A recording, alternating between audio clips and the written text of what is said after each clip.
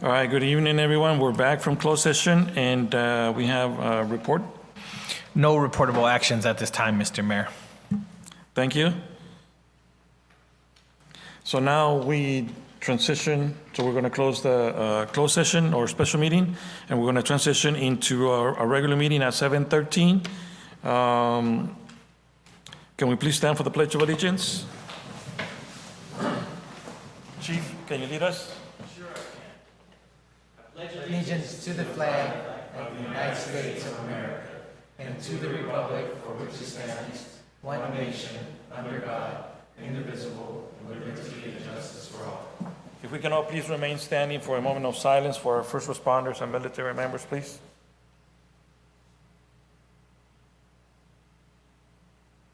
Thank you. May be seated. Roll call, please. Roll call. Councilmember Roth? Present. Councilmember Opal? Present. Councilmember, Mayor Pro Tem Samra? Present. Mayor Moran? Present. For the record, Councilmember Wallace is absent. All right, thank you. Next, we have changes to the agenda. Council, any changes to the agenda this time? Mr. Mayor, if I may, Yes, go ahead. I'd like to move item number 13, table it for now.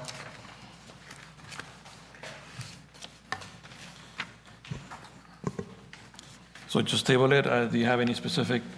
We'll bring it back in another month. Okay. All right, okay. Council, is there any objections?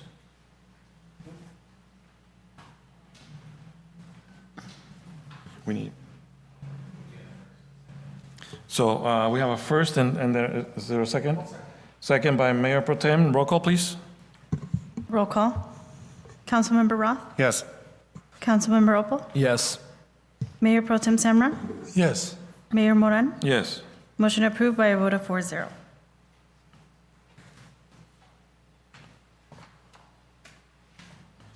Thank you. Council, anything else at this time?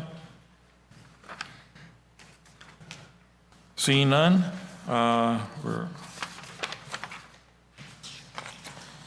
okay. Next, we have citizen comments. This section of the agenda allows members of the public to address the City Council on any item not on the agenda. Members of the public, when recognized by the mayor, should come forward to the lectern and identify themselves. Comments are normally limited to 3 minutes. In accordance with state open meeting laws, no action will be taken by the City Council this evening. Is there any citizen comments on any action, on any items not on the agenda? Anyone on the phone? Bringing it back to the chamber at 7:15. Any citizen comments in the chamber?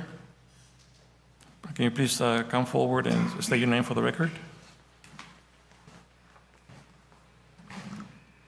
Hi, Melissa Cacho here with Valley Caregiver Resource Center. I am deeply committed to serving the aging community here in Merced County. It is a privilege to work with the demographic that has contributed so much to our lives, our family, and our society. They are the wellspring of wisdom, experience, and love, and they deserve the unwavering support as they navigate through their chapters of their lives. One of the most profound ways we can offer support is by recognizing the incredible, often unsung heroes, the caregivers. These are individuals who dedicate their countless hours, immense energy, and boundless love to ensure their aging loved one remains at home. I'm here to let you know that in Merced County, I am providing respite support to caregivers using the California Department of Aging grant, as well as the Area on Agency grant. And so I'm just here to let you guys know today that if you are 60 and over, caring for your loved one is 16 over, you are able to receive those fundings here in Merced County. And I brought some. Any questions? I will. That's why I brought it specifically for you. So I'm going to hand it to you, and if you could pass it down. Thanks. Can you hand it over to Clark, please? Thank you. Appreciate it. Thank you. Thank you. Is there any additional citizen comments in the chamber? Yes, if you can please stay forward, state your name for the record. Good evening, everyone. My name is Irene Cacho, and I am here this evening to share a free workshop that we're going to be having here in the City Council chambers on May the 29th. And this is a free workshop to learn what's in your water, and this is for the community to bring a water sample from the house in a bottle, and then groundwater keeps our community running. Learn how to monitor your water at home, get answers about your community's water, and for experts, and to discover how the Merced Multi-Benefit Land Repurposing Program can support our community, plus ways to get involved. So I do have the flyers here, which is May the 29th, and it's going to be here in the City Council chambers from 5 to 6 p.m. So I'm going to put these over here. We have English and Spanish. And there is a little QR code on there, so you can actually share that with individuals who would like to register. And the reason for registering would be so we would be able to know how much refreshments we needed to bring. But they're very engaging for the community, and we just had one held at Beechwood Franklin, and then we also had one held in the city of Lee Grande, and then the community of Lee Grande as well. Also, I'm just going to share just briefly also, sorry about that. I'm going to read from here because I did not have any of my flyers printed up. So this is just the Merced Multi-Benefit Land Repurposing Program, special funding for community benefit projects. So free technical assistance, the application deadline, we have that, that's on rolling basis. Funding available is $1.2 million. Merced Subbasin with a focus on agricultural land near communities. Who's eligible? Landowners, GSA, nonprofit, public agencies, and local government tribes. So this is just going to be, we're going to be sharing more information about the Merced MLRP at our workshop on the 29th. So I encourage any property landowners to attend if they can. And once again, the QR code is on there so that we can have the families and register. And if you can take it back to your family members, local churches, it would be wonderful. Any questions? Council, any questions? One suggestion or recommendation, if you guys can send us the digital flyer also as well, if that's possible, it would also help kind of to share and distribute, and it does help having the flyers here, but Perfect. And if I'm not mistaken, I believe that Angel sent that message to you today, this morning. Maybe it was this morning or last night, so if you can check your messages. Angel is part of the Merced Multi-Benefit Land Repurposing, and so he is with Seeds, and I believe that you do have that email. And if not, I can also send an email tomorrow morning, and I believe that I shared that one with Maria. Is it Bustamante Bautista here with the city of Livingston as well? Okay, I apologize, but we will make sure that we get that sent out. Who shall I email it to? You're more than welcome to send it to me, but we also, if you can give the city clerk email, please. Perfect. Thank you so very much, and thank you for giving me the opportunity to share this information with you as well. And just FYI, like, well, for everyone, I mean, just, not just, but some of our emails sometimes, or not our emails, some emails, sometimes they go to spam.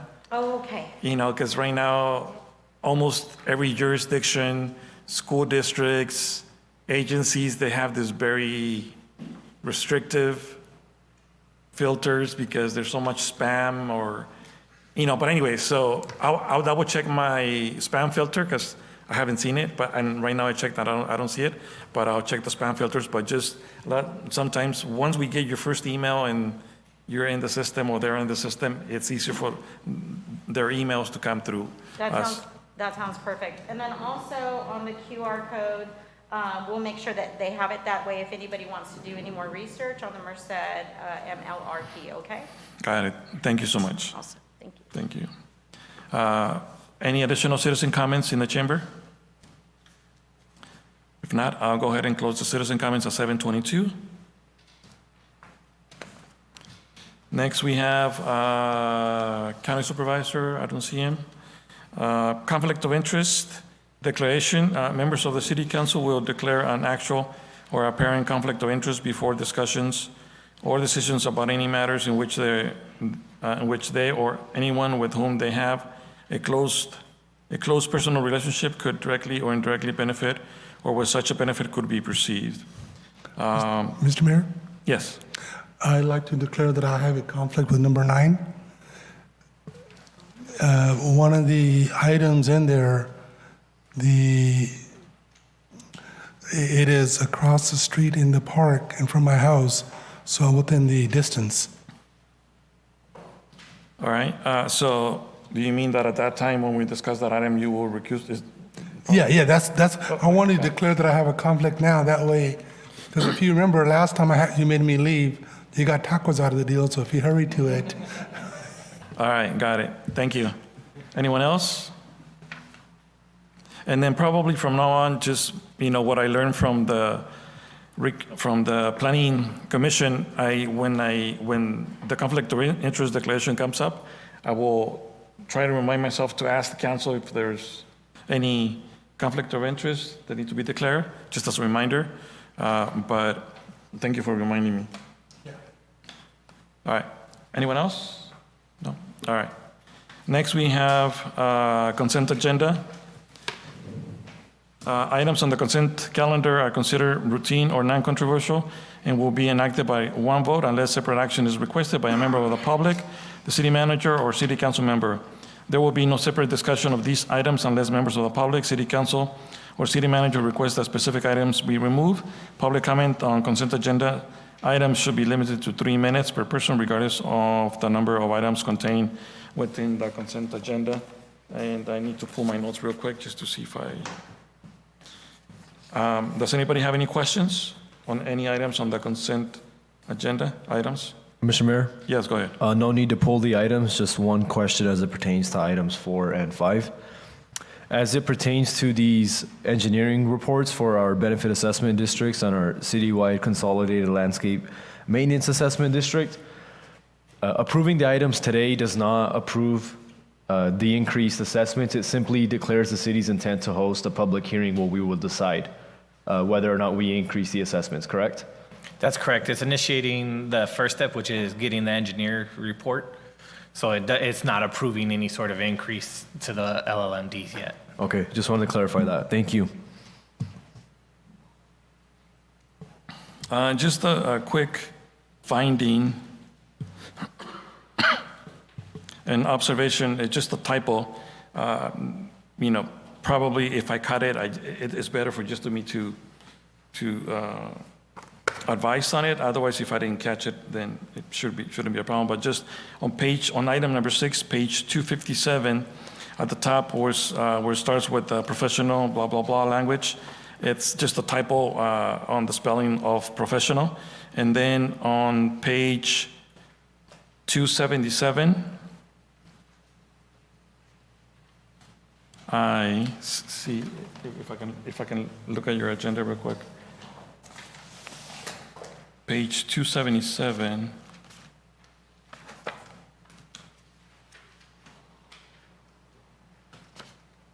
That's what happens when I have to read all those pages and I catch some typos.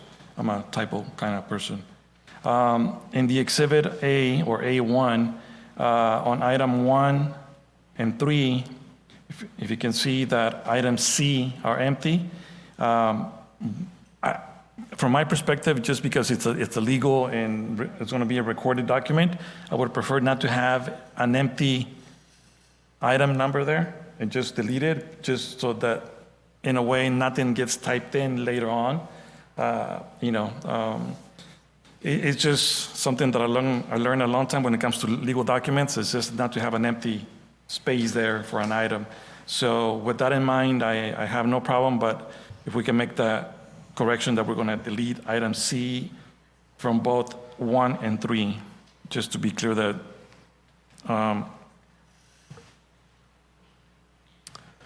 and I have no other questions. Mr. Mayor? Yes. One more question, if that's okay. As it relates to items 4 and 5, some of this is included For item 5, we have some tables where we're showing planned future expenditures in future fiscal years for some of the money in our special project funds. Can we come back when we have these public hearings during that council meeting and show examples of where the money in the benefit assessment districts and the larger consolidated landscape district have been spent and where we're going to consider spending them going forward? I think it's important that whether or not we decide to increase the assessments, that the residents can see a picture of that this money hasn't being spent with clear examples, and also, hey, you want to raise these funds on us, but we see why you may be doing that because you have a clear plan going forward. So if we can identify some areas where we have spent the money and plan to spend it, that would be great. Thank you.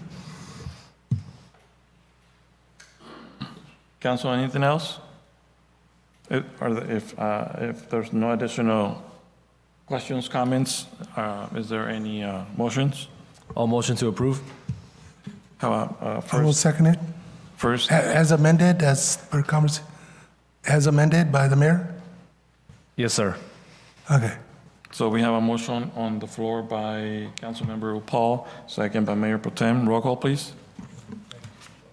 Roll call. Can you hold on one second? I'm not sure. Did I go out for public comment? Not yet? Okay. Thank you for the reminder. Is there any public comment on the phone in regards to the consent agenda items? Seeing none or hearing none, coming back to the chamber, any citizen comments in regards to the consent agenda items in the chamber? Seeing none, bringing it back to the dais and closing the public comment at 7:29. Roll call, please. Roll call. Councilmember Roth? Yes. Councilmember Opal? Yes. Mayor Pro Tem Samra? Yes. Mayor Moran? Yes. Motion approved by a vote of 4-0. Thank you.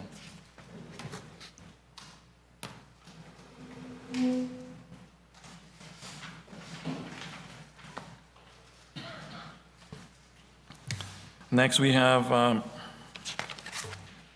item number 9, we're public hearings, and then we're going to allow time for Mr. Yeah.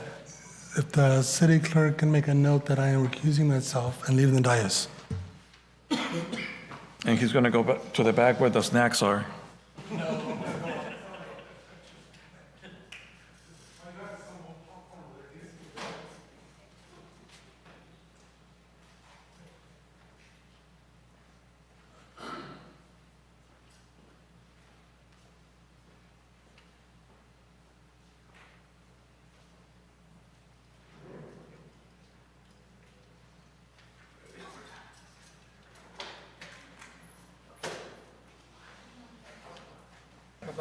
All right, so we have item number 9, consideration of a resolution to adopt addendum number 2 to the mitigated negative declaration for the city's 123 TCP removal treatment system project, clearinghouse 201-8091-02025. Staff recommendation, open public hearing, close public hearing, and approve resolution. Mr. Noe? Yes, good evening, Mayor, council members, and public. Noe Martinez from the Office of the City Engineer. And yes, with this item, as noted on the agenda title, staff is recommending for the City Council to conduct a public hearing, and then after hearing any comments, adopt addendum number 2 to the environmental document for the city's TCP centralized treatment projects. To give a quick background, the original document for this project was approved and adopted back in 2018. Since then, first addendum was approved and adopted, addendum number 1. And at that time, that addendum was to basically add the two new well projects, 18 and 19, to the record document for the project. Now, this addendum number 2 is basically mainly to clean up the record document and basically to add additional project description to the document that is being requested by the Water Board as part of their financial package, funding for the projects. And then there's a couple other components that I'll address here shortly. So as I mentioned, the main purpose of this addendum number 2 is to clean the record for the environmental document adopted for this project, and specifically for adding additional project description for the Arakilian Park centralized treatment plant, including identifying all buildings, grading and infrastructure, and most importantly, identifying the water storage tank and the booster pumps that are going to be installed at this project site. Secondly, the document will be modified to add, include in the project description the arsenic removal system that was recently approved by the City Council for well number 8. And then last is to address the well 18 relocation. As you may recall, we brought forth a couple items on this, identifying the new well location at Lucero Park with the associated pipelines that would route the new water, the water that would be produced from this well over to the well 8 centralized treatment plant for TCP treatment. And again, like I said, this is mainly to clean the record and to satisfy the water board requirements for their funding. And subsequent to this, staff will follow up with the water board and submit the necessary documents for this. With that, I will address any questions you may have. Council, are there any questions at this time?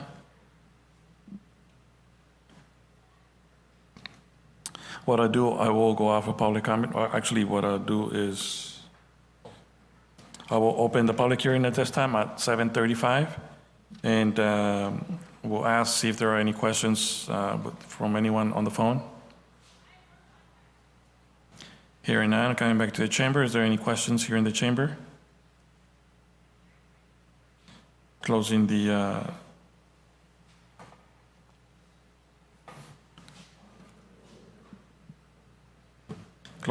public hearing at 7:35. Bringing it back to the dais, council. Anything? Mr. Mayor, Yes, go ahead. if there's no questions or comments, I'll motion to approve. All right, so we got a motion on the floor by Councilmember Paul. Is there a second? I'll second it. Second by Councilmember Roth. Roll call, please. Roll call. Councilmember Roth, Yes. Councilmember Opal, Yes. Mayor Moran. Yes, Motion approved by a vote of 3-0. thank you. We'll wait for Mayor Pro Tem to come back into the chamber.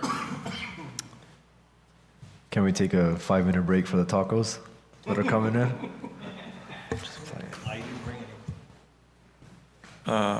Just for the record, we're seeing that he's walking into the chamber with a half-eaten burrito. Your burrito's waiting in there, Mr. Mayor.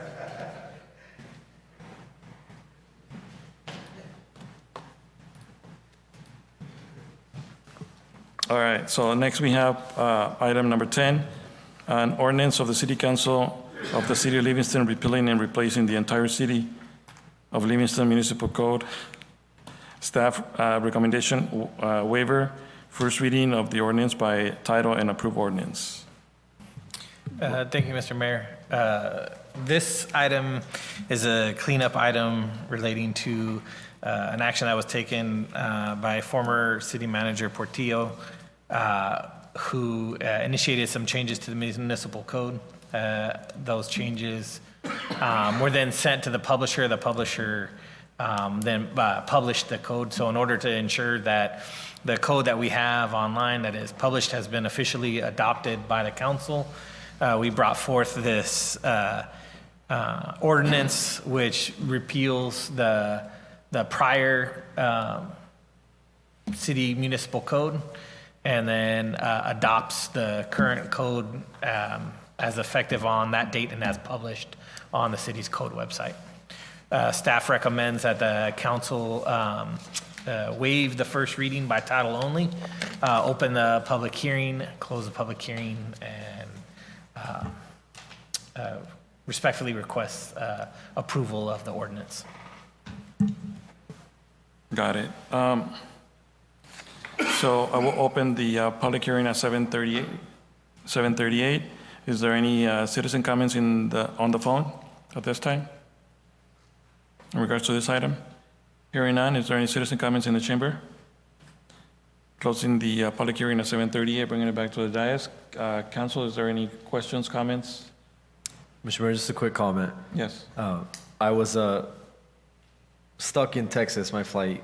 I had issues with my flight, and I got a message from someone that looked at our agenda. They said, checking out the council agenda, and I see repeal and replace the entire municipal code. What's that about? I was not expecting this item, so did freak out a little bit at the airport. However, after reading the staff report, became clear that this is something that we were expecting. It just wasn't on my radar. Had a fun laugh about it. But that also inspired me to read the budget while we were at the airport. So I guess maybe it was a good sign. But I do appreciate the work on this from staff and the legal side. And if there's no other questions or comments, I'll motion to approve. I will second it. I do have a comment real quick before we move forward. On page 343, and then just for clarification, page 343 at the bottom paragraph, second line, where it reads Livingston Municipal, I think there was a missing word, code, Livingston Municipal Code. I think because we're talking about the code, it should be included. Otherwise, but anyways, I just, other than that, I didn't find much that caught my attention. I mean, it's, but can you expand a little bit more on the reason on the language? It says, first, I mean, I would probably, not sitting here, I would probably kind of have a very similar questions like, what do you, kind of like, what do you mean, like replacing the whole entire code? Like, are we getting rid of everything and we're just like, there's gonna be nothing left? But can you expand on that, what that means? Sure. What effectively happened was there were edits that were made to the code, and they weren't, I don't want to say they weren't substantive, they were substantive changes, but they were more designed to correct like grammatical errors in the code, citing errors and things like that. The unfortunate problem was the way that they were done by Ms. Portillo, we couldn't track the changes. And so without being able to track the changes and show exactly what was done, this was the only way that we could ensure that all those changes that were made are properly approved by the council. And so the version that is now on the city's website and has been for some time is the corrected version that has all the edits to it. It was staff, both Monica and I worked hard to try to figure out another option besides this path to even see if we could do a compare and contrast. But given the complexity, the size of the code, we just it was impossible for us to do a compare and contrast so that we could lay everything out. So that's why we went with the repeal and replace, because that was the only way that we could see to ensure that all the changes were approved by the council. Got it. Thank you. Council, any other questions? I do believe we have a motion and possibly a second, but before we go there, is there any additional questions on this item? So I do believe there was a motion on the floor by Councilmember Paul I do believe there's a second by Mayor Pro Tem Samra. Roll call, please. Roll call. Councilmember Roth? Yes. Councilmember Opal? Yes. Mayor Pro Tem Semra? Yes. Mayor Moran? Yes. Motion approved by a vote of 4-0.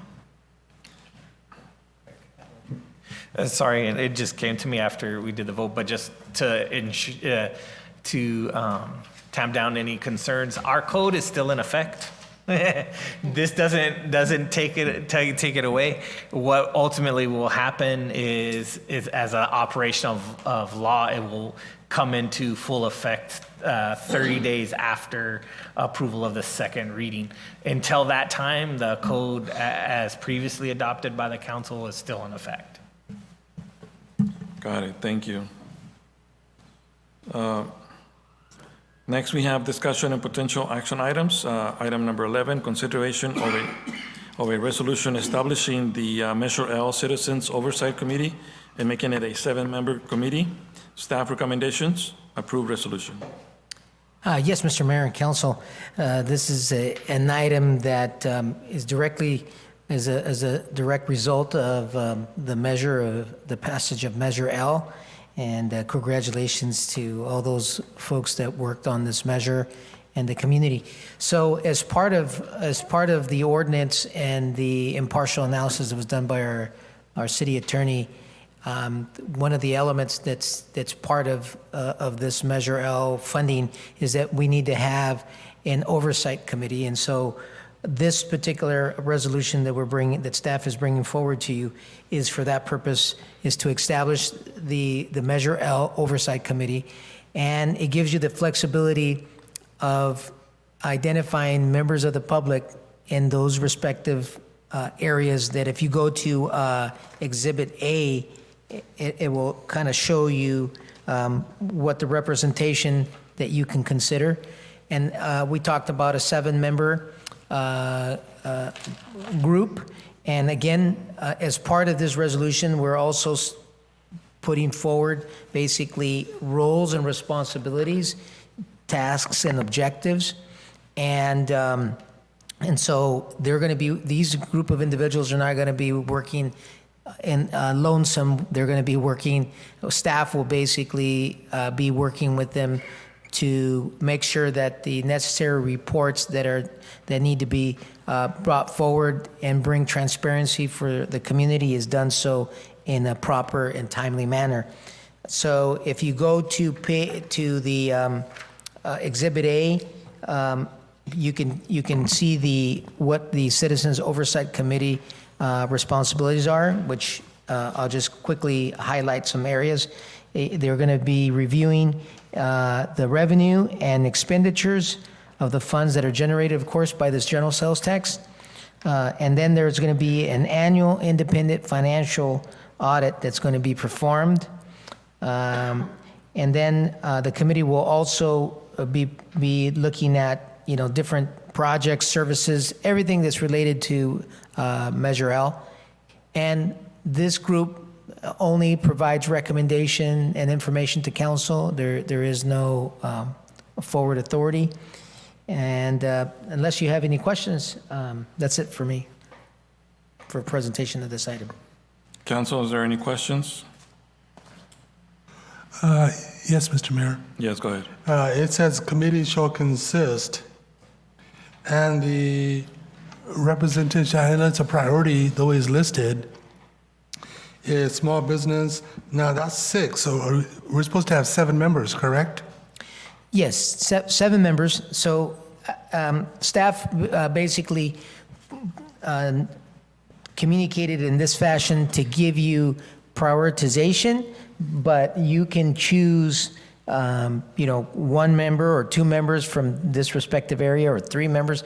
We're trying to give you the flexibility so that depending on who it is that you would like to be on this group or there could be 10 people or 20 people that are wanting to be part of this group, and you can prioritize the different areas. So what's listed here doesn't necessarily mean there has to be 1 in each of those areas. Okay, and then another question. By the way, thank you guys. Staff did a great job in coming up with broad ideas and thoughts. It's really helpful. On item D, it says public safety, but above it, it says member may not be an officer or city employee of the city. So public safety, I look at as police department, and so if you're looking at public safety, it's either going to be somebody from the fire department or from the police department. So can you kind of clarify that for me, please? Yes. Again, this is a recommendation, and so if council would like to make some adjustments, modifications, you can certainly do that. So what we're trying to do here is, so there could be somebody that can be from public safety that could be retired, or they might, work for another jurisdiction and not necessarily from the city, that can be part of this. And especially because they would have valuable experience that they can provide to this oversight. So that's what we're sharing here. And I realize these are just suggestions from the staff. And Yes. again, on item number 5, I was just kind of looking at it. It's a good idea. At least one committee member should have a financial or accounting background. So how do we pick somebody like that? I mean, when they apply, are they going to say, hey, I am a CPA or something? I'm just trying to figure out how we're going to get that, just a simple question. No, great question. So like the other committees that we have, this is a standing committee. So we have an actual application, and we're going to be broadcasting, communicating, some of these qualifications. And they're, as a council, you guys are going to be interviewing, and these are some of these questions that you guys can certainly ask. Again, this is what would be ideal, but council can certainly choose, different requirements. And I know that council's aware of it, just for the public, if they're watching, whatever. This is required by Measure L. It's not something we're trying to put on, but it is a good idea. It keeps it doesn't only become a political decision, it becomes more of a community involvement in And transparency and openness. transparency is there and everything is there. So I am always for it, though. So at this point, I don't have any, I want to hear from what other council members have to say. I don't want to particular anything, but thank you, Mr. Mayor. So if council was to approve this tonight, so the next step would be for us to basically put out applications and encourage people to apply, and then those individuals will then come before council, and council would interview and select and move from there. Council, anything else? How long is the application going to go out for? We were thinking that we were going to do at least 3 to 4 weeks because this is a big commitment. This is not like a week or two. This has a 2-year window. Mr. Mayor? Yes, go ahead. Just a couple things for council consideration. One, Mayor Potem brings up some good points about who we're going to select.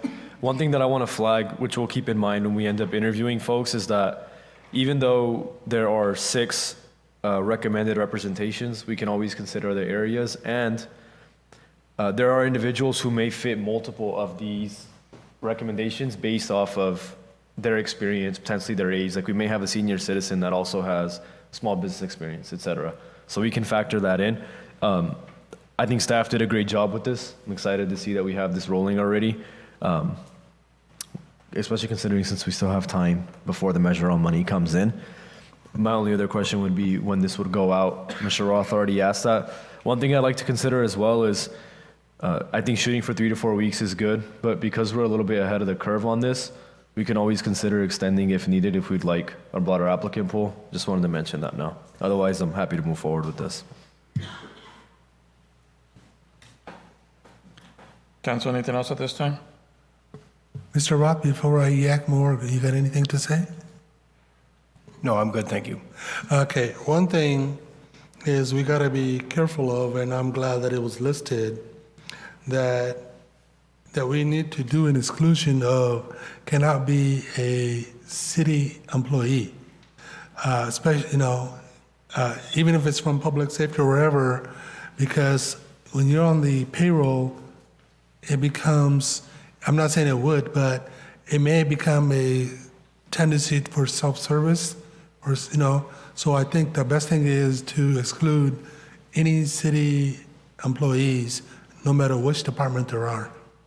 Yeah, that's correct. And the other two pieces that I want to highlight is that for this standing committee, given its nature, requires that those individuals that participate fill out the 700 form and then also does the AB 123 ethics training.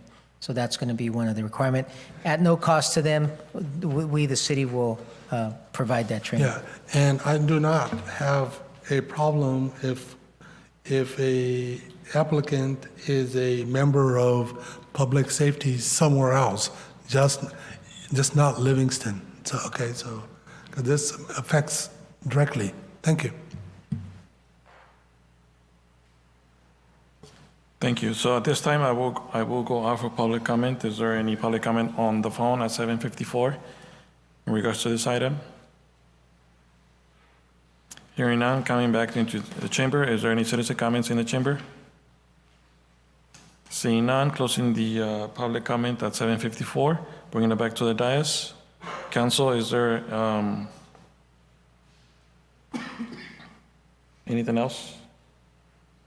Yeah, so personally, I think 4 weeks or 3 to 4 weeks,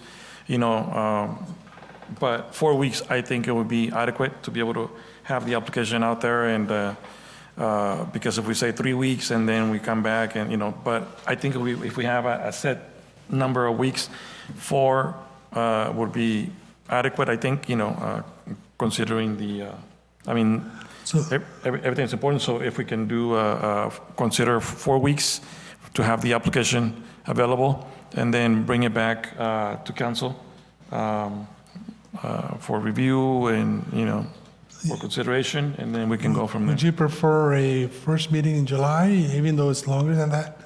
I mean, we can still put just trying to see when we're going to bring it back on the agenda, I mean, 4 weeks. I think that works, yeah. First meeting in July?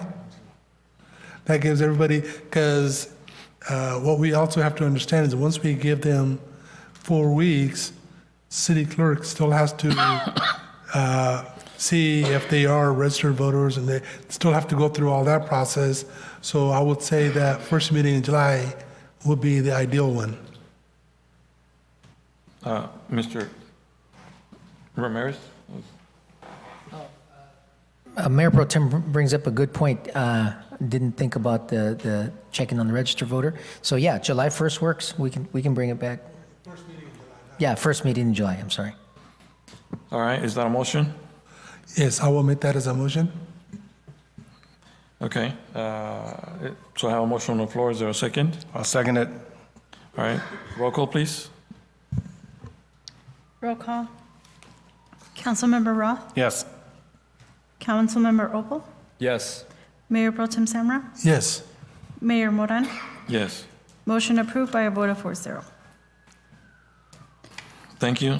Next, we have item number 12, discussion and direction regarding amending the City of Livingston Municipal Code governing city council meeting start time. So this is an item that kind of came out of in regards to some requests or conversations with the community. And this has been ongoing. If you notice, the structure of the agenda has changed a little bit, allowing most of our reports to be done at the end of the agenda, to be able to allow residents to be able to be here and not have to wait, extra half an hour or 45 minutes to be able to get to public comment or to the action items and stuff like that. One of the observations from a resident was, I'm kind of tired of trying to attend a council meeting and having to wait until 10 o'clock before I can get to the item that I want to get to.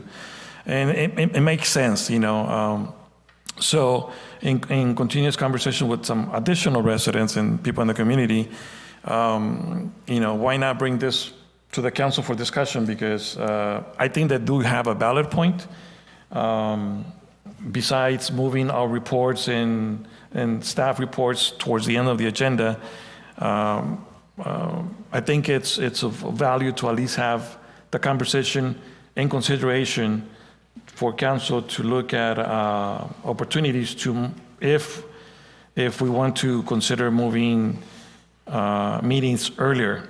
And personally, I understand, there's me personally, I can only be here at the city or arrive at the city at 4:30, from work and so on.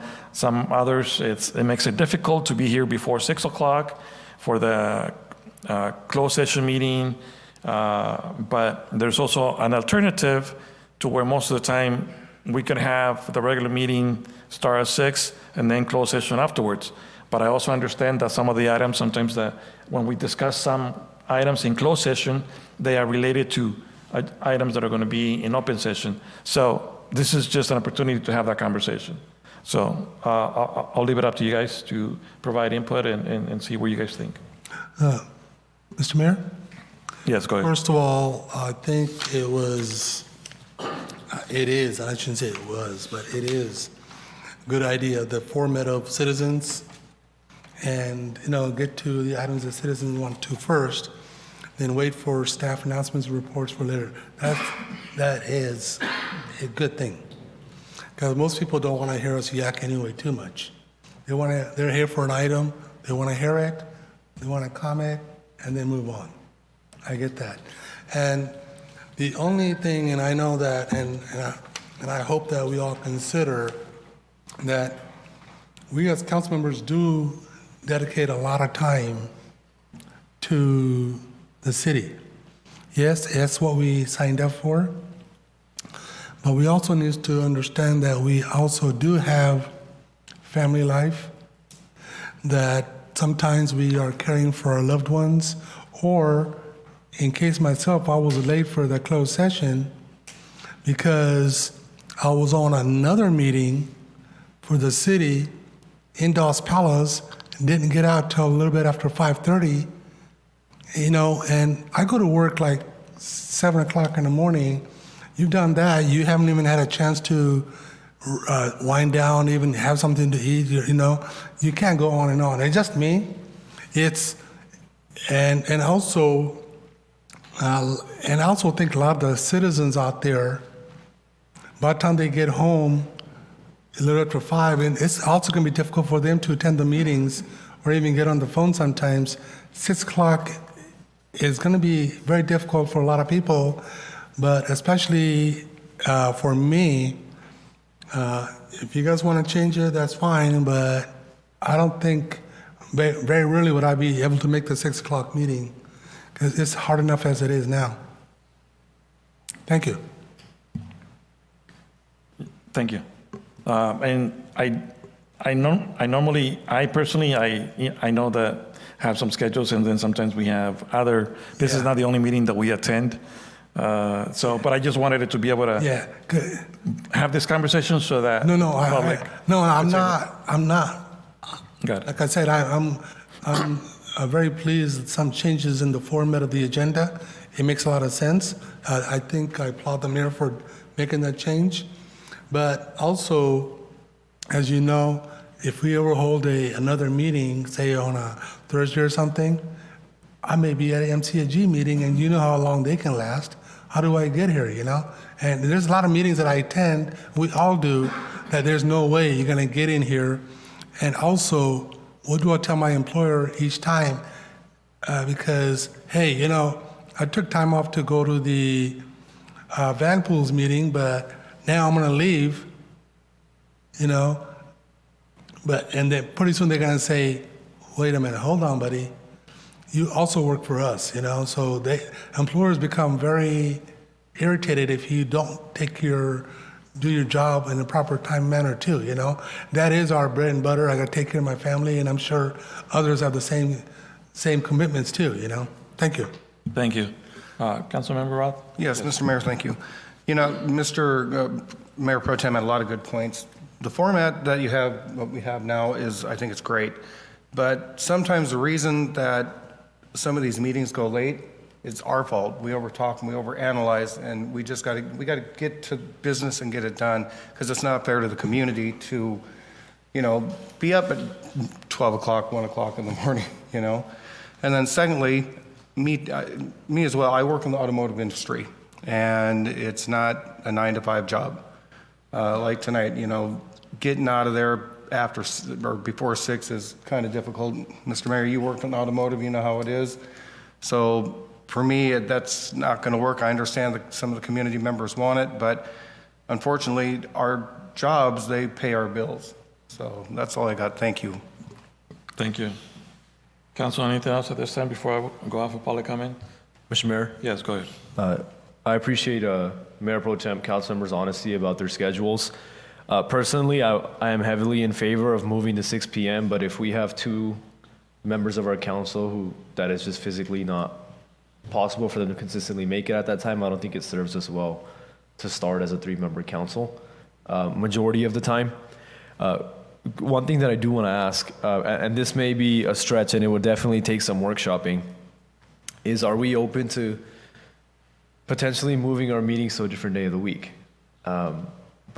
At Thursday, I'd figure is the only one that would work. Mayor Pro Tem, you mentioned that you have MCAG on Thursdays. I know that's the 3rd Thursday of every month.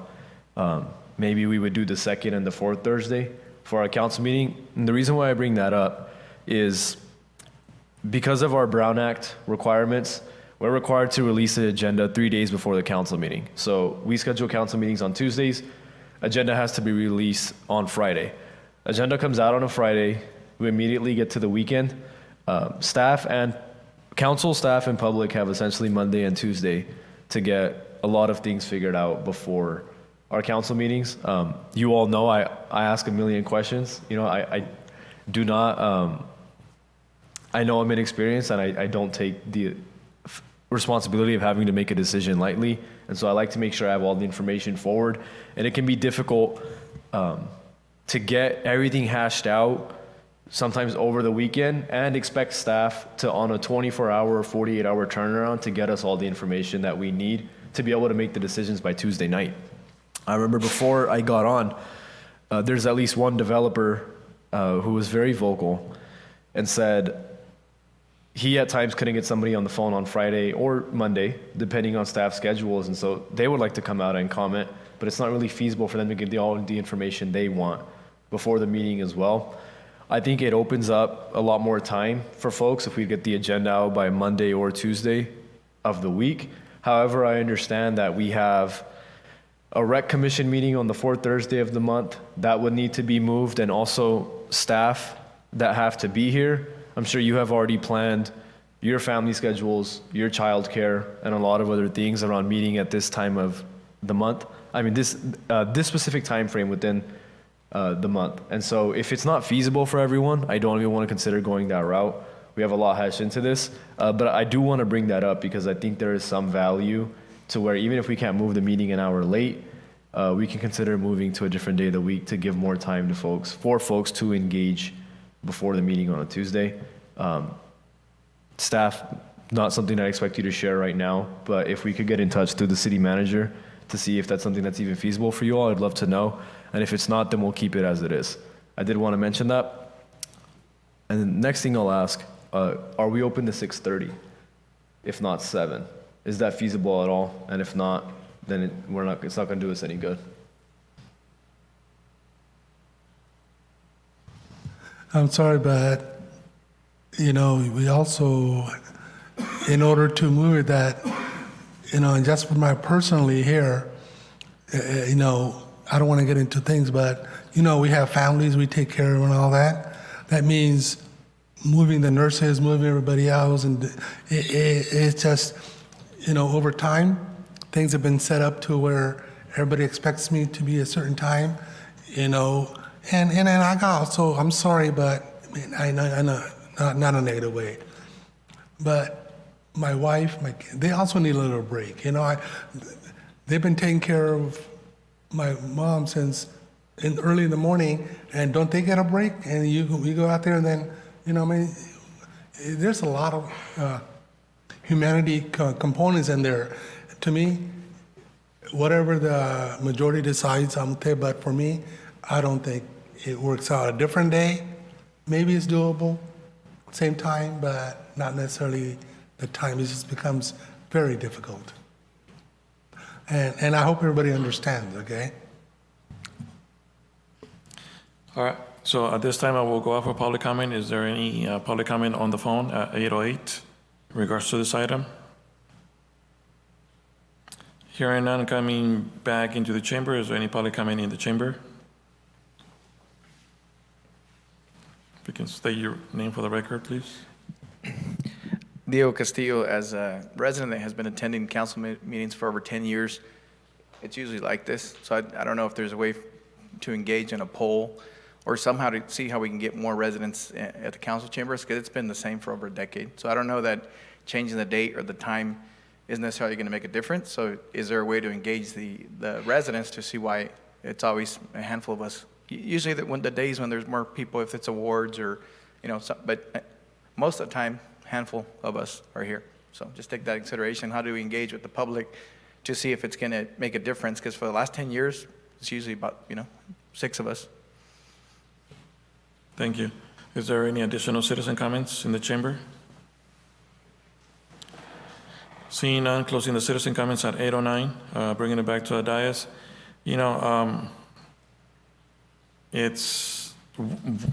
There's other agencies that do have their meetings in the morning, and I'm one of those that was always very vocal about having it in the evenings, because that's when most of the constituents might have the ability to attend the meeting, but here we have it at, normally at 6. Most of the time, when most people attend, it's at 7. And you're right, but I think just so I can just add to it, we do have this being recorded and being live streamed. I mean, obviously we don't have it on Facebook, but it's on YouTube, and which is very useful.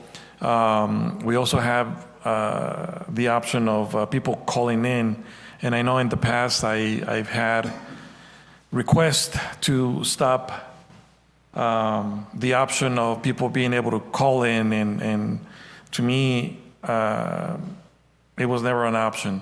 At least for me personally, I would always want to have the more options, the better, so that people could be engaged, and whether they might not be able to be watching YouTube, but at least they're on the phone, on the speakerphone, or at least following the meeting that way. But I think it's a good conversation, and I understand one of the. I'm not saying that it wouldn't be a good idea to look at an alternate day. We can continue this conversation. We can ask staff to provide their input.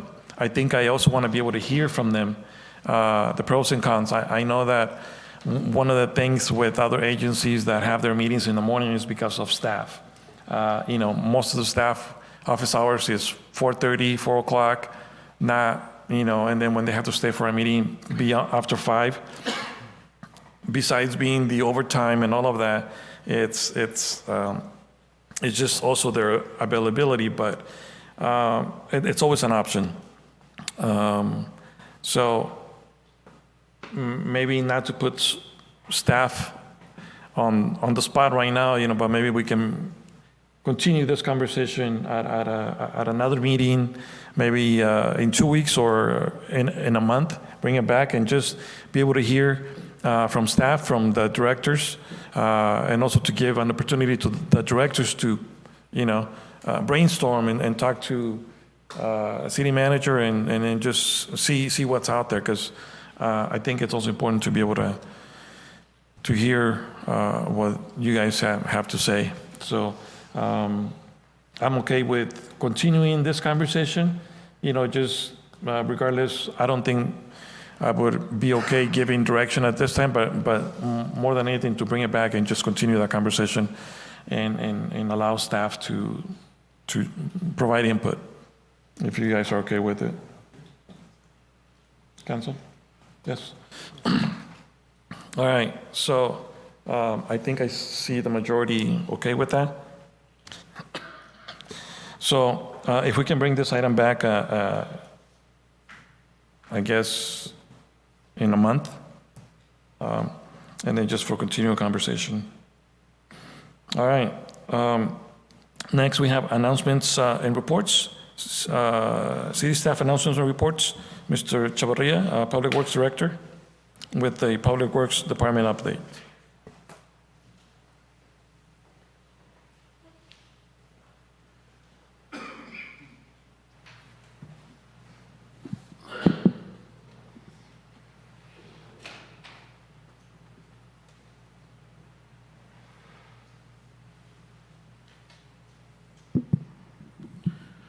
Good evening, Mayor, council members, members of the public. Anthony Chavarria, Public Works. This evening, I'll be going over the Public Works activities report for the last couple of months. Don't worry, it's only about 200 slides. I'll go through it pretty quick. Here, the first slide, we have our streets maintenance department putting up crash barrels. Everybody know what crash barrels are? They're to protect traffic from the middle divider. They're metal dividers. They're filled with water. The first few are about a quarter full of water or sand. Then the next ones are about half full of water, then 3/4, and then they're all filled up with water or sand toward the back end. That's just to protect in case there's an incident in that area from hitting the concrete divider there. That's our maintenance, our street department and maintenance department. Same department performing some vegetation renovation. This is on Tehama. There's two small roundabouts in that area, and they spruced them up. They came out really nice. Did a great job. Streets department and maintenance department perform our camp cleanups for homeless transients. Here, this particular one was under the Hammett overpass. One of the transients was stockpiling garbage there and sleeping there.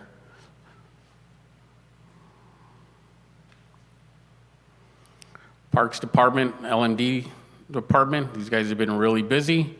As you see, the weather's getting warm. There's a lot of trimming being performed out there right now, parks being mowed. The guys have planted numerous new bushes, plants, trees. One of the trees on the left, that's actually the memorial tree for Lupe and Aurora at the Memorial Park.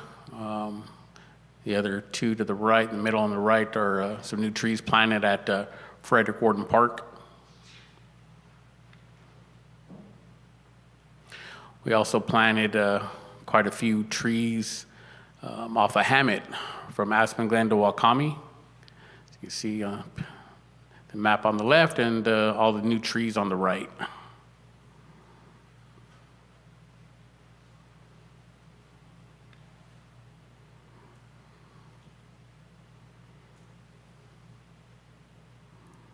And just to kind of go back to Council Member Upal's comment about the L&Ds, that's one good picture there on what we do for renovation improvements and where some of that money is going.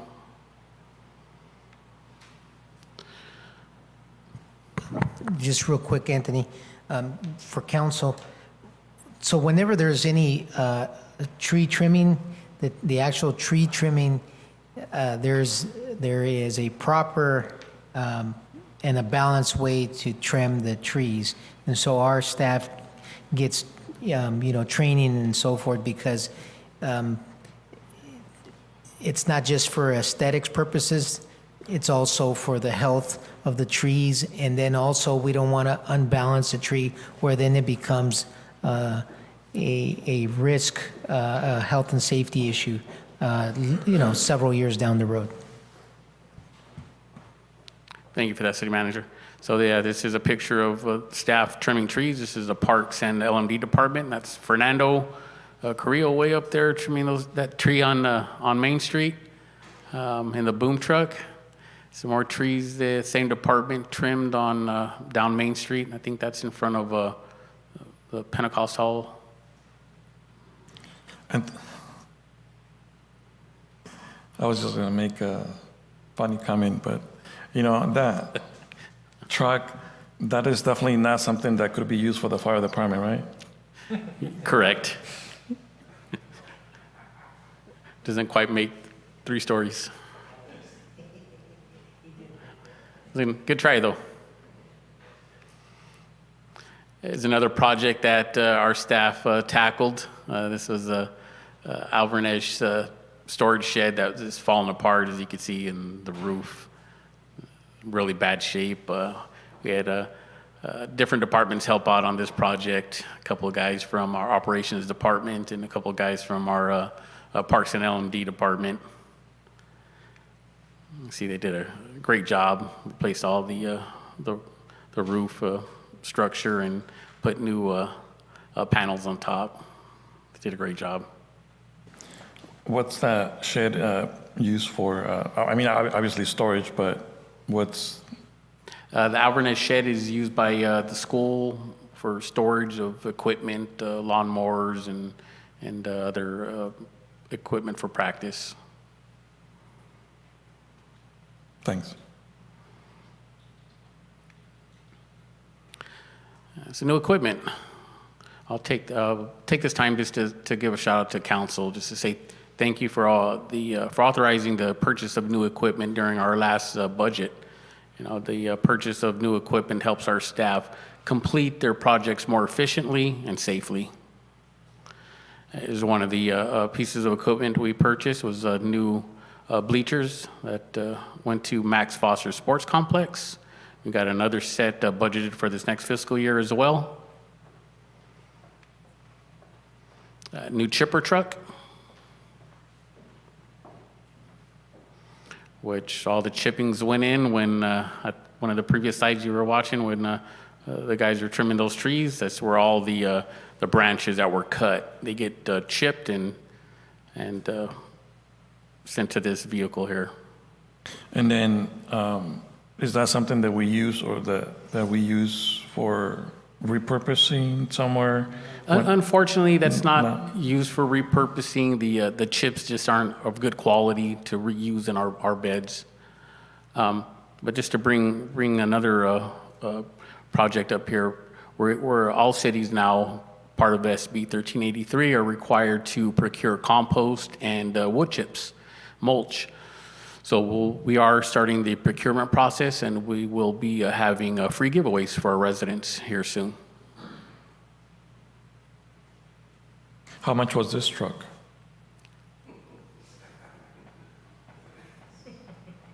I think Didn't anticipate that one. Well, no, I mean, if you don't know the exact number, but roughly, because I think it's important for the residents to know, a lot of the equipment that has been updated or that is new, that has been added to the different departments. For them to know that we're doing more than just sitting here. We're authorizing, we're working with budgets and stuff like that. And most of those things get budgeted a year or 2 years, or sometimes 3 years that they get planned, because there's so much equipment that in this case, I'm talking about Public Works Department, that you need so much equipment, but we gotta categorize and prioritize to buy some equipment this year and then consider it next year and then year number 3 and so on. So it's not just like, you just ask for it and you got it, right? Correct. So. Yeah, this price tag was in the approximately 120,000, 125,000.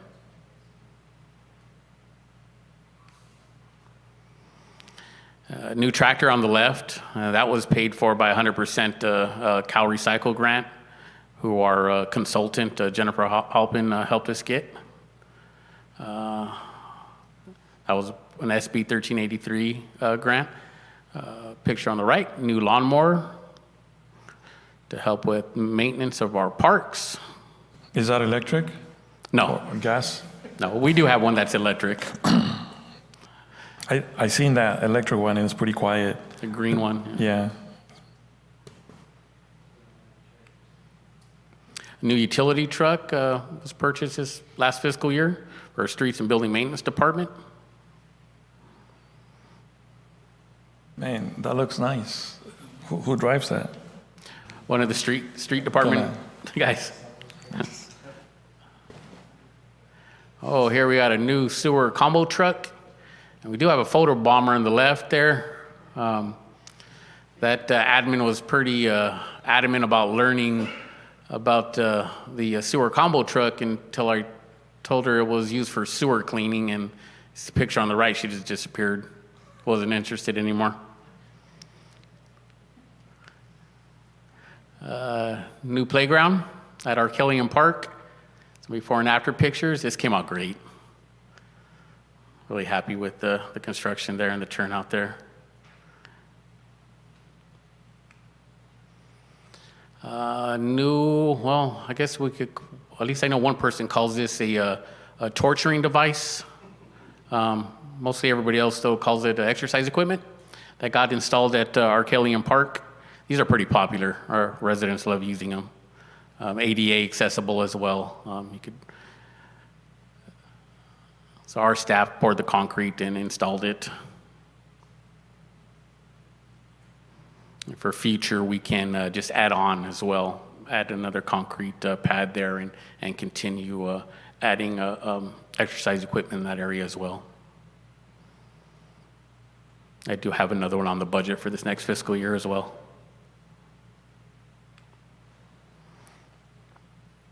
Some before and after pictures of recently completed repave projects.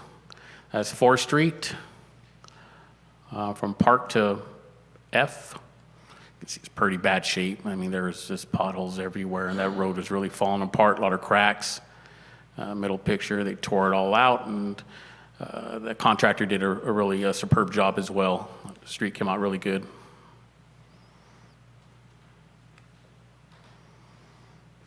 That's the Main Street project out there, getting close to Newcastle. There's another area of about 500 linear feet or so of pavement that was repaved. Picture on the left really doesn't do it justice, but that was pretty bad shape as well. That came out really, really good. So our operations department, guy on the left is troubleshooting the electrical panel. We have another employee on the right. They're installing a new water line in the barbershop building here next door. All our guys are pretty talented. We're pretty blessed. They're carpenters, plumbers, welders. They do a little bit of everything. We couldn't get a pump to run. The guys had trouble with the storm drain pump, and when they pulled it, well, that's why it wouldn't pump. We had a surprise right there. It's amazing what makes it into the storm drainage, storm pump stations at times. It says LOL, surprise.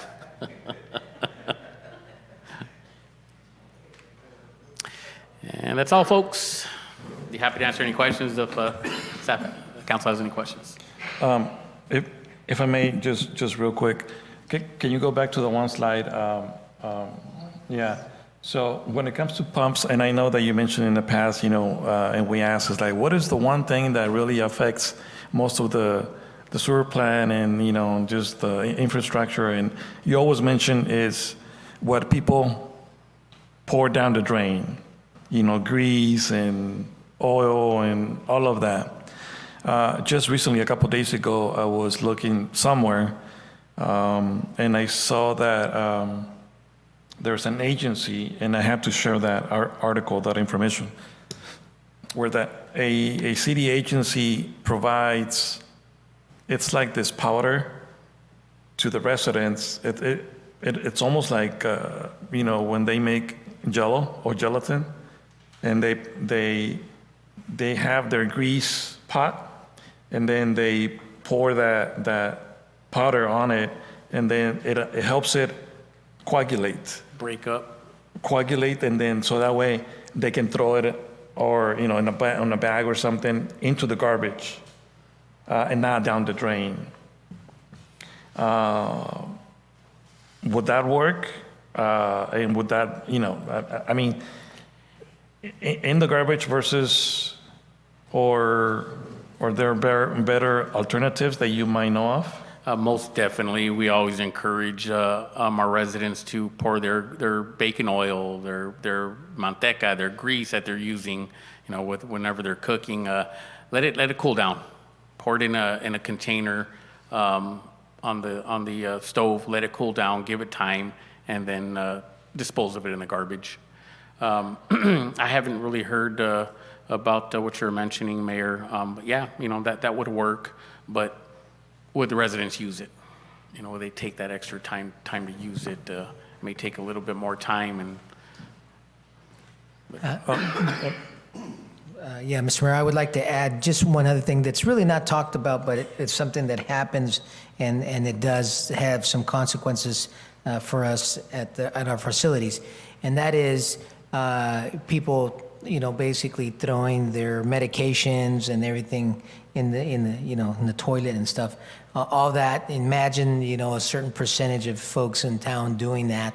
We have that already happening just through the normal process, of human waste. But when you have concentrated amounts of that being dumped or flushed down the toilet or et cetera, it causes some issues for us. So that should not be disposed of that way either. And as a matter of fact, we have places where they can turn in their not used medication or leftover medications. And just to add to that, there are wastewater tests that we can sample. We can have our operators sample our wastewater, and it'll tell us if residents are dumping pharmaceutical medication down the drain. And then I do believe we do have that option. There's a container at the Livingston Police Department where people can go into the lobby and empty or throw in their medication that is not being used, or even just over-the-counter stuff that they can dispose of in that container, and then it will be later disposed of properly instead of like. Yeah, that's a great point, because those pharmaceutical medication, they do hurt the bacteria population at the wastewater plant, and it's not good for them. Yeah. Okay. Thank you. Council, anything else? Mayor Pro Tem, yes, go ahead. Yeah, Anthony, just a couple of things. First of all, you guys did an awesome job on our kill and all that you showed. Oh, yeah. Okay, but a question I got is, it happens every year after the rains and all that. Along the roads and areas and the cracks, you get these tall weeds growing. Do you guys ever spray for that, or what do you guys do? Because I would think that if weeds grow next year, the crack is bigger. What do you guys do about that? Yeah, when the weeds grow, we crack seal them depending on how wide the crack is. If it's I'm really talking about wide. the vegetation itself. Talk about the vegetation itself right now.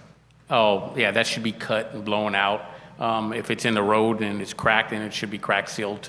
Yeah, I noticed that this morning on the way to work on Peach, there's a whole thing just, it just looks like there's one giant long crack going on. We're at in Peach, more or less. You can't miss it. It goes from Hammett all the way down. It just goes. Okay, yeah, we'll check on Yeah, that. it is.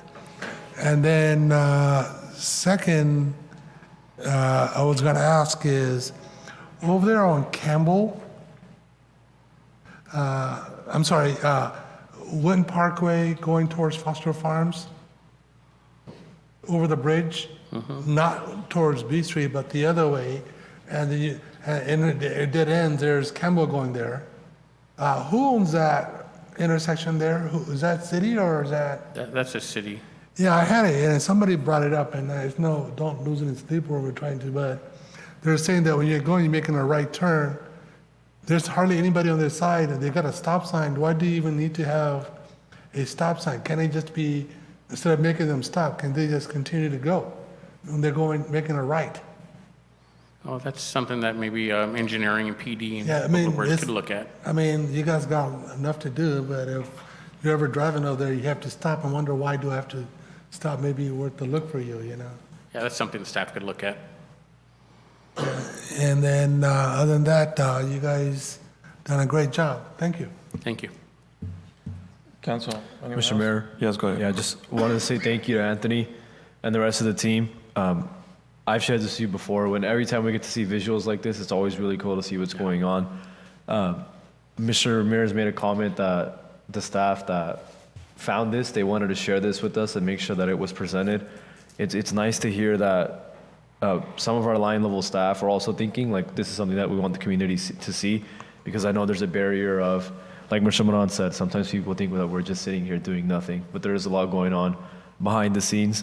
So I'll be sure to send some of these pictures out as well. I just want to thank you on the team, and please give the team a thank you on our behalf the next time there's a decent amount of you guys in the room, because you know, at times a sign of productivity is when you don't have any issues, when the trees are just trimmed and the grass is just mowed. You may not be thinking about it, but the fact that it's done shows that there's a lot of work being done. So thank you guys for that. Thank you for that. Mr. Mayor. Anthony, again, thank you to your staff on behalf of myself and everyone else that said that.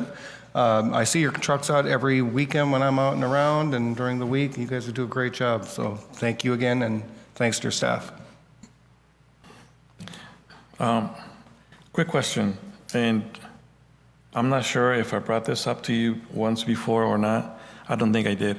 But, you know, this is when I first came, when I was first elected, I think I had an opportunity to do a visit of your department and so on. I think I done that once or twice. I think I did that once with Tony, and then one, I think, with you. And the first time it was just overwhelmed. I was overwhelmed with too much information. I still don't remember all of the wells, you know, and I always get confused between one and the other. And, but, you know, and when I visited the plant, and I've been there already like 3 times. And then I always learn something new, or maybe I learned it the previous time, or I heard it before, but it didn't stick. But to my point, that was, would it be appropriate to consider planning maybe once a year or twice a year, you know, like a Saturday, the opportunity for residents to do like a tour visit of the plant, and this is what we do, this is what we see, and this is why, and then, you know, go out at the wastewater plant, and this is what happens when you throw it down the drain, it comes here first, and, you know, kind of like what we've done in the past. And it's always been like the wow factor once we're done. And it gives people time to reflect, and I don't want to call it to educate, but I think just to learn more about what the process is. And then we go back home and like, oh, you know, I got to remember this, you know, or not do this. And if we can do that, you know, if we can have at least one person or 2 or 3 or 5 or 20 in the community be able to learn a little bit more about what the process is, we can be more mindful of when we do things. I mean, I do that myself, and, you know, when I'm washing my hands, I'm thinking like, man, I'm thinking about all the process that you guys go through just to be able to wash my hands with probably about half a gallon of water. And I try to hurry up, and, you know, I'm done.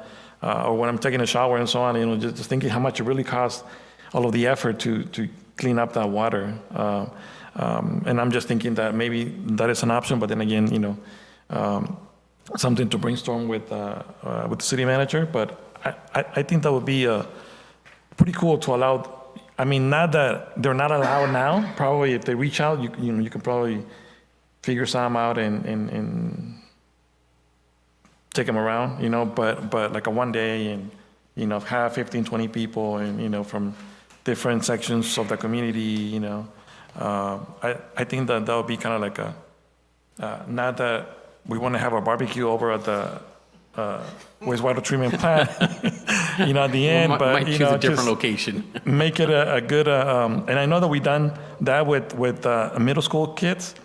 I know that we done that in where I work, and it's always been, the kids coming back, they're always very like, wow, and they're asking questions, and they become more aware of not to do certain things, so. I think that's a good idea, Mayor. It's a wow factor, and there's a lot of information out there. Most residents, they really don't know what happens behind the scenes and how their water makes it to their home, and or how their water makes it to the wastewater plant, and how little things could help our community. But yeah, we'll work with the city manager, and we can try to figure something out. Yeah, and then what do you think, and I know I brought this up at least a while back, pollinator patches. Is that something that is still doable? And is it too expensive? Or, I personally know that it would be very beneficial, especially now that bees are being targeted, or they're, I think it's pretty cool to not only have what they call pollinator patches around the city, because it's flowers and it's colorful and all of that, but it also kind of helps the environment, helps the bees. And without bees, we would have or very limited production of fruits and vegetables and stuff like that. But anyways, and I think this could also be a community where community could participate, and then also information if you know of anything in regards to, and I know that I spoke to Mr. Ramirez about this, but also it's also an opportunity to let people know about a tree grant where residents can have trees donated and they can plant them at home, whether it's regular shade trees or fruit trees. I know I've been thinking about getting rid of my grass in the front lawn and, have like a little orchard out there, but I'm not sure if my neighbors would like to have an orchard in the front lawn, but, Well, one of the grants, Mayor, that we're looking at, and we're going to work with the grant writers, are tree grants. And that's one of the things that we've identified and want them to really look and to see what's available out there. As far as the pollinator patches, you do see these on our highways. Caltrans throws out wildflowers and lets them grow. They're really pretty. They do help with pollination, as you call them, pollinator patches, and as well as it's just an aesthetic appeal to them. You got the flowers growing in these areas. Right now, we're getting pretty warm right now already, so I think we passed that month already. I think if council would like staff to look into this, we could maybe try to locate some areas for next fiscal year. You might recall, Anthony, that, we did this back in the 2014, 2015 timeframe. And then we also work with Caltrans to, do some of those wild seeds and so forth. Oh, here, that was a little bit before my time. That's okay. And then but some of the areas that certainly would be ideal for something like that is all that property that's along the old 99 corridor. That would be ideal because we can take advantage of those swells that are in there, and when it rains and stuff, just the water that's percolated there can spring them up. Yeah. Campbell area too, by Main Street. Yeah. That'd be a good location. Yeah, okay. Well, thank you, appreciate it. we'll leave it up to council to make sure they consider that in the budget and for next year. Council, anything else? I think, is there any citizen comments? Questions? Anyone on the phone? Yes, of course. Oh, Chief was. First off, this is like an iceberg. You don't see most of it. I must email or text Anthony 6 times a day. This morning we had a little critical incident, a little problem. 4 of his people showed up for hours. No one complained. They were hard workers. They solved our problems for us. We had a critical incident 2 weeks ago. Within minutes, because we didn't have enough officers for the perimeter, within minutes, these people showed up with barricades. Everything that we've ever done, and according to my people, long before I came here, Department of Public Works has always been hands-on, quick to show up, pleasant to work with, super competent, and I just wanted to extend our appreciation. I know the police department, every single officer relies heavily on the Department of Public Works, and we really appreciate all the things they do for us.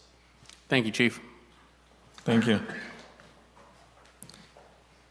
All right, and then, so, anything else? We're good? Well, thank you, Anthony, I really appreciate it, and, you know, likewise, I always like very visuals in the presentations. It gives us a better idea, you know, what you're talking about and some of the updates and the things that you guys been doing. Appreciate it. Thank you. Thank you. Next, we have City Manager announcements and reports. Yes, Mr. Mayor, I have a few items. Number one, first of all, I want to thank Mr. Castillo. He's out here in the audience. He helped the city put together the meeting that we just recently had with the school district, with self-help, and the other folks who own some property along the Winton Parkway. That project is moving along. We're just hopeful that we can get the Livingston Unified School District to their board of directors to go ahead and move forward with the city being able to acquire that section of property that we need in order to complete the Winton Parkway. And just a little more information regarding the Winton Parkway. Even if we're not able to do the 4 lanes, which is what we plan to do when it's fully built out, we are looking at least putting in 2 lanes, and so, you know, for one lane for each direction. But there's a little sliver of that the city, well, first of all, the Merced Irrigation District is requiring or asking the city to underground the canal that goes behind the medical clinic, and then it makes its way over to F Street. There's a section there that we would be responsible for. So staff's going to be catching up with MID to see how we can work all that out.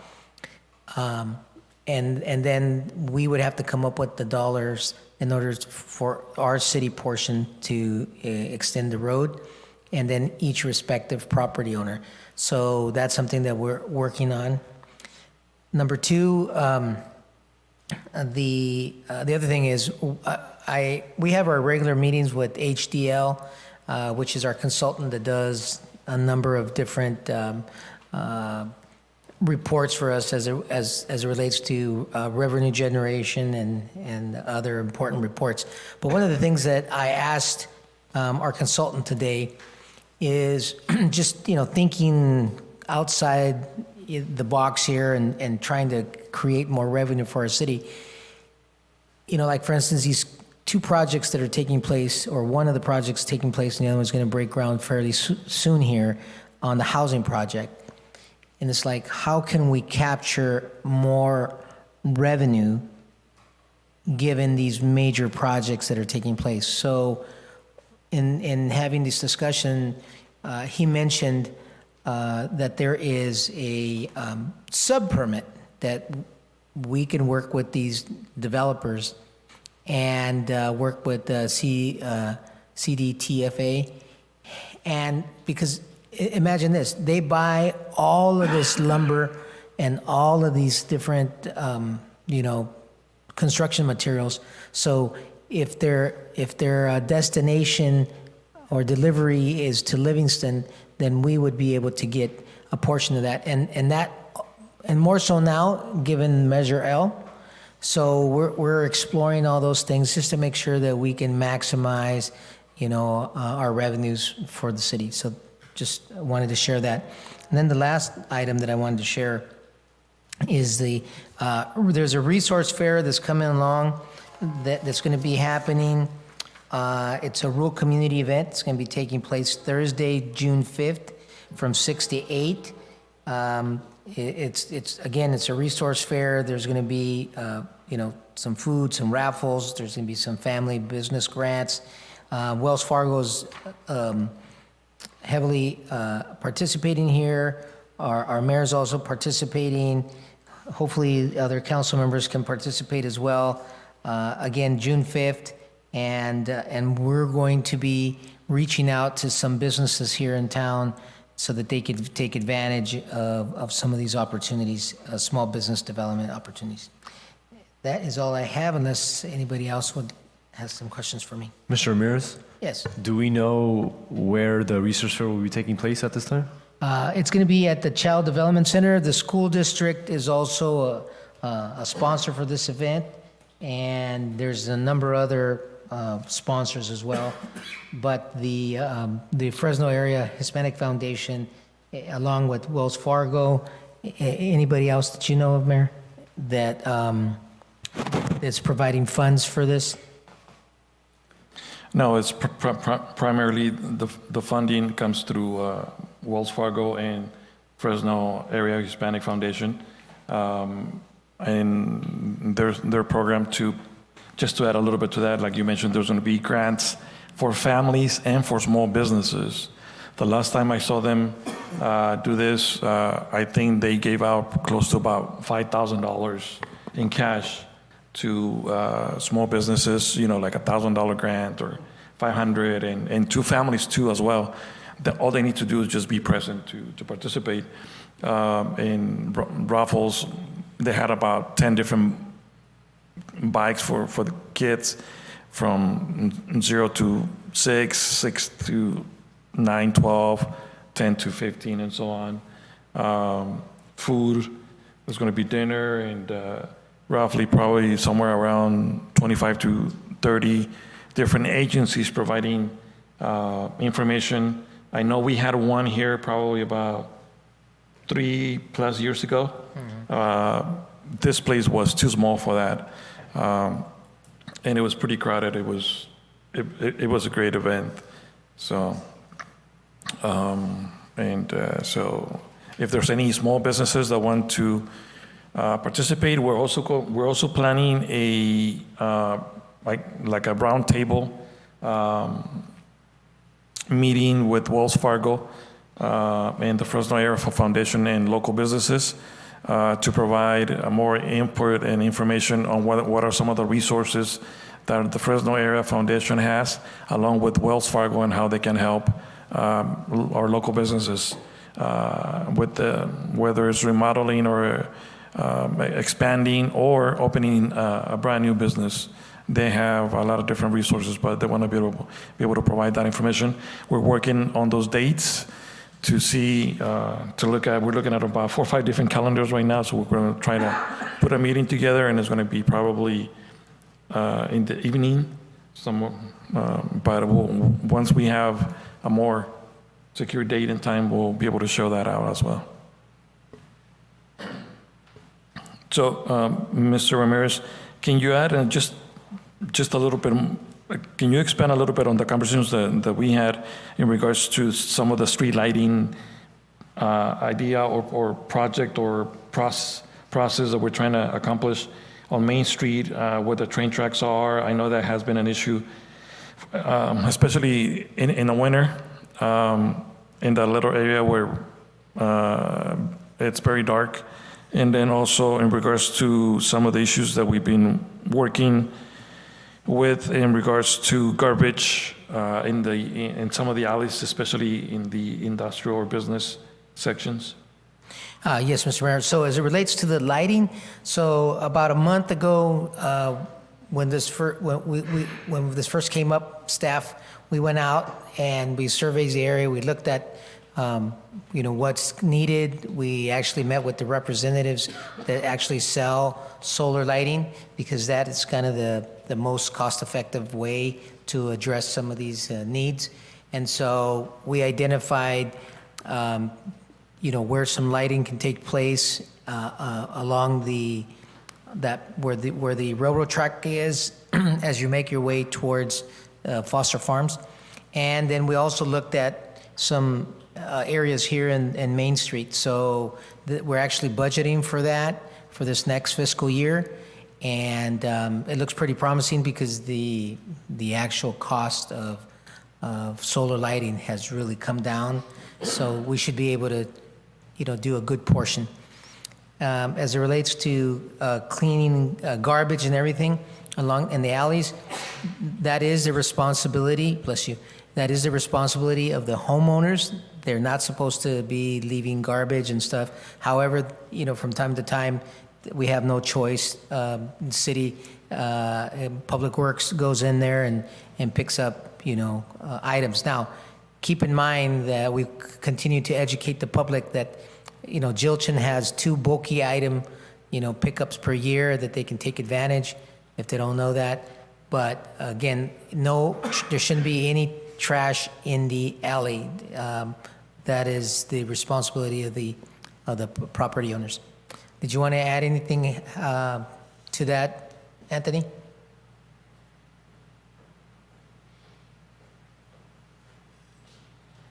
Only to remind the residents that they do have e-waste that they could call Jilton. They got 4 e-waste calls that That's right. they could call Jilton and schedule them to pick it up 4 times a year, as well as the 2 bulky item pickups as well. In the past, we did try to help out and clean up some of these alleys with the Mount Bullion crew. It's hit and miss now. We can't really use them anymore. So that's really hurt our efforts in trying to help out and clean some of these alleys. Thank you.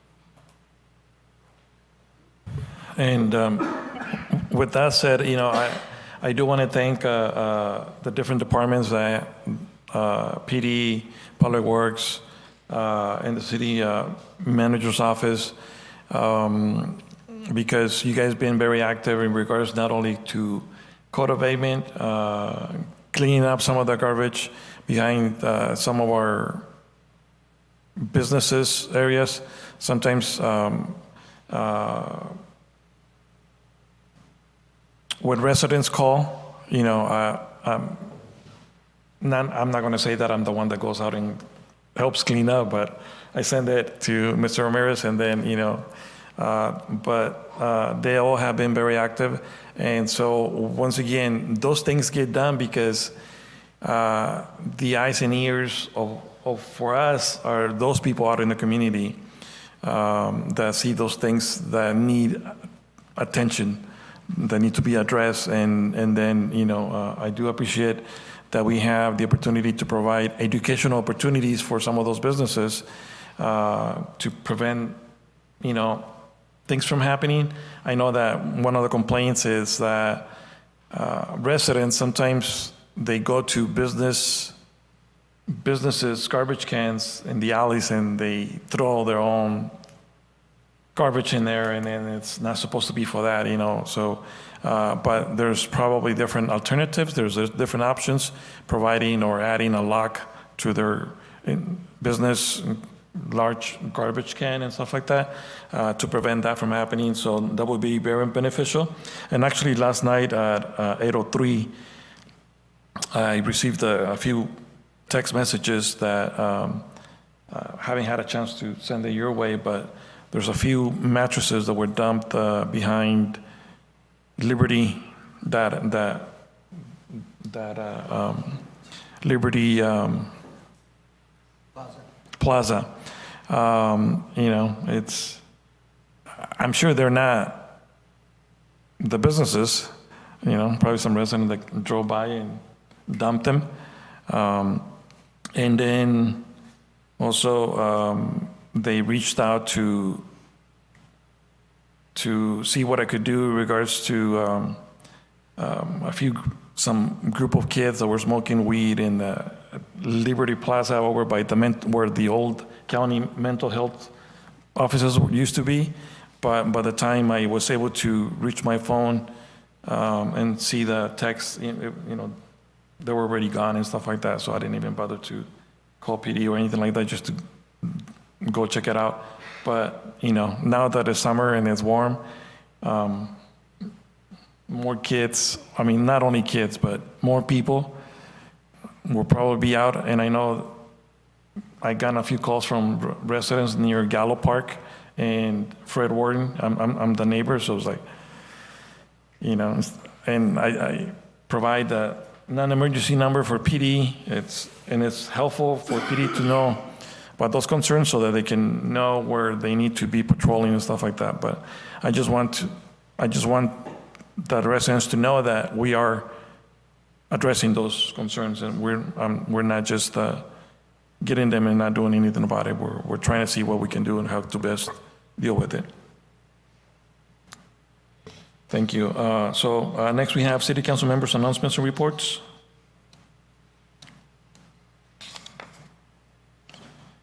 Mr. Jason Roth. Thank you, Mr. Mayor. Last Tuesday, I attended the Planning Commission meeting, very informational. Then this last Saturday, I attended the Splash of Color, and surprisingly, we all stayed without color. Shocking. Thank you, Jackie, Tony, and all who volunteered. A great event. Thank you. Councilmember Paul. Thank you. Number of events the last couple of weeks. I'll highlight the two most major. Attended my first Splash of Color run. Did not run. Do not plan on running. Did get some color on me that I didn't want though, so it came off pretty easily. But definitely want to shout out our rec team for putting that together. Pretty good turnout. We had folks here from other cities too, which was nice to see. I was able to go to DC last week with MCAG for our One Voice delegation. Really want to thank the council for letting me do that. I don't travel much at all. Never been to DC before. Absolutely hooked by the city. I loved it there. All of us here, we have some interest in public service or civic engagement or just politics as a whole. Not everybody in our city does. It's frustrating at times. Over there, it's like, that's what everybody does. You know what I mean? So it's really cool to be in that environment. I have an adoration for the history. A lot of that there that I got to see.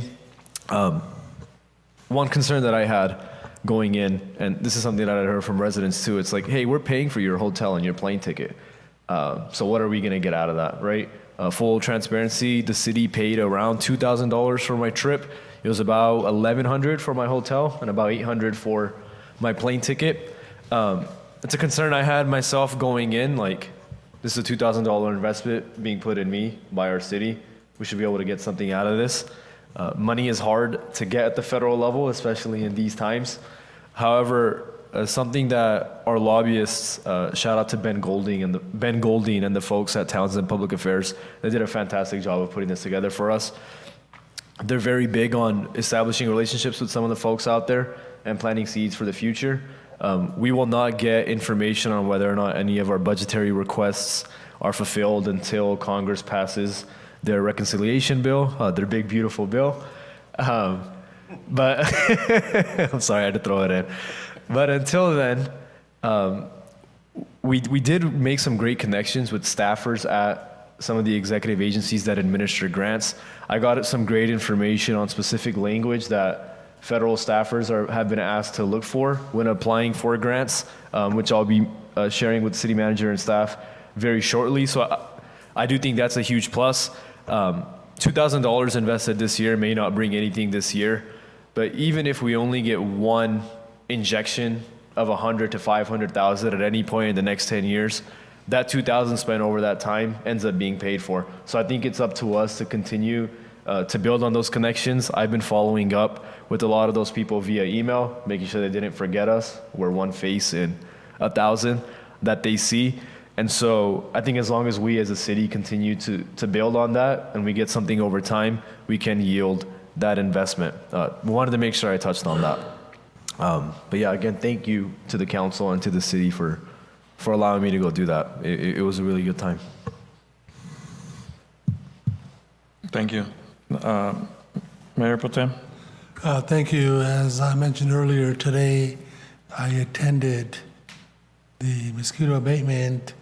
As we all know, weather's starting to get warm, and that means mosquitoes are out and about. So if anybody sees or has concerns, please go to their website. You can fill out a form online. They'll come and spray. Or if you want, just call City Hall and they'll even put it in for you. It makes it easy. And then we did talk about, like when we have our 4th of July event and all those events, we'll make sure that they come and spray before. That way, it makes it easier. So not too many people are getting mosquito bites. And also, we're looking at, instead of spraying from planes, looking at using drones to do the spraying. So technology has come a lot. And then, and for Councilmember Upo, I'm glad that you had the opportunity to attend the One Voice. You're absolutely correct. I've gone there a couple of times, not too many times. One time, Mr. Ramirez and I went there, and what we found was we had a side meeting with another agency where Mr. Ramirez and I went there together, and we found, wasn't it some hint to get like $1 million for water? So it paid for a lot of visits, You're right. Even if you don't get anything, it's the build up on it. Now that you have gone to DC, have you practiced your Mr. Trump thing yet, or can we hear it now? Still working on it. We'll wait for the next meeting. Okay, and that's all I have, Mr. Mayor. Thank you. Thank you. Just a few things want to report on. I did attend the last Planning Commission meeting. I think it was very informational. Even though it is recorded, I always recommend people to attend in person. And if not, if you're not able to attend in person, to be able to watch the Planning Commission meeting online on YouTube, and it provides, it's very educational, especially right now that we're looking to work on the 20-year plan. Well, it's not 2020 no more, now it's 2025, I think. By the time we get it done, it's, I think, close to the end of this year, if not 2026. But it's input is always needed to be able to have a vision on especially right now with this 20-year plan on how or where we envision the city to grow, or how much and in which direction. And then also to be able to learn about the pros and cons about option 1, option 2, or option 3, or, like they discussed at the last meeting was, maybe a hybrid of 2 and 3 or 1 and 2 or whatever it is. So it's very informational. So that by the time it comes to council, we have some of that background information as well, not only as council, but as residents. Last week, I also attended the California Arts Council Grants Workshop in Merced. Mr. Ramirez was there. And there's some possibilities of some of those that we could qualify for some of those grants. And even if it's 25 or 30,000 for small grants for our recreation or murals or different things in the community, I think they can help. Saturday, I was able to attend the color run.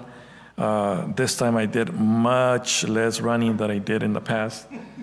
A few days before I had sprained my ankle. So Jackie was mad at me for being there with the sprained ankle, but I needed to be out of the house too. So just like, it's hard to be at the house a whole day without being able to go out and get some fresh air. So, but it was fun. It was just, we were able to see a lot of people. And I learned people coming from Trolac. I think I talked to some people from Los Banos, some people from Gastin, Merced, Atwater, and Livingston. And it's just great to see people visiting our town for the first time. So it was fun, and thank you to all of the volunteers and to Recreation, Tony and Jackie, and to the Recreation commissioners as well. Later that day, I had the opportunity, I was invited to participate and attend to the Fresno State Latino Chicano Commencement Celebration in Fresno. It was amazing. Right now, my understanding is that is one of the biggest Latino Chicano celebrations in the country. And last year it went viral because, it was just like a big, huge party. Oh, and congratulations to Mr. Ramirez and his daughter, who was also in attendance, was graduating from Fresno State. It's just amazing to see. There were 6,100 graduates from Fresno State. 37 of them were from Latino descent, and there were roughly about 1,100 graduates at the Seymour Center, and it was packed. And it was like a big party, a big Mexican party. It was pretty cool. It was great.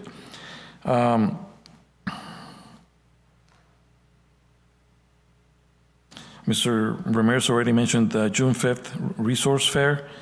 If there's any organizations, nonprofits out there in the community that want to participate, please reach out and then let me know so that we can make plans, or small businesses or families. And even if you're a small business or that want to participate and attend, there's opportunities for those business grants. And also right now, well, for a while, I've been working on the idea, talking to a few people in regards to having a community garden in Livingston. It's been around. I'm sure this is not the first time, but I think I do want to take the lead on that with some of the residents, and I'm just talking to a few businesses, a few landowners in the area that might be open to that idea, to providing space for a community garden, since I don't think the city has any space available that we own that we could use for a community garden. But if anybody has any ideas and want to participate, please reach out. Also, I just want to let people know that once again, anything that you mention, anything that you make reference to, we do try to work on it, and it's not something that we just you send to us and we do nothing about. I know that for at least a year I've been talking to some residents in regards to the alley between Park and it's D Street, F Street, between 4th, I think it's between 4th and 5th, that alley, trying to find a way of how that could be fixed. So we're not done yet, but it's just not possible to get it done overnight. We're still working on it. And that's it. Thank you. Next we have council direction on future agenda items. Council, anything? Mr. Mayor, one item. Yes. And this will be interesting to explore as we are doing our budget. Not sure how long this is going to take, no specific timeline on it, but I would like for the city to explore the potential of building a dashboard where our entire budget is available, open to the public and tracked, potentially, ideally by the line item, but at least comprehensive enough so that people aren't having to dig through a PDF. I would like ideally for it to show breakdown of the funds the way we have in our report, and maybe have it be a little bit interactive where folks could click see some detailed line items, see where money's been expended throughout the fiscal year, and it'd essentially be like a one-stop hub. Again, not sure if that would require contract work, how it would tie in with our systems, but I would like to explore the possibility of that at some point. All right, thank you. Anything else? Hearing none, meeting is adjourned at 9:12.